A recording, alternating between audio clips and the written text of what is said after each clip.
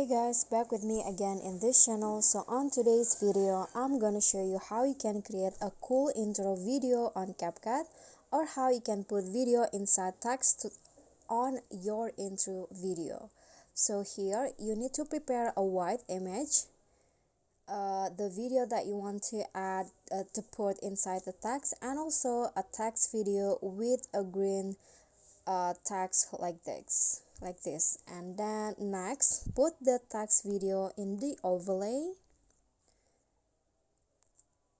and then put it in between the white image and the video. Okay, so in here, and then after that, on the overlay, go to cutout, click on the chroma key and drag the color picker into the green screen or the green color. Adjust the intensity,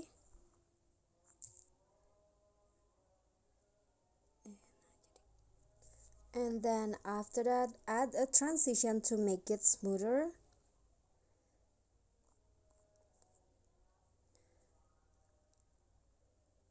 Okay, click on a check icon and then just add keyframes and zoom the text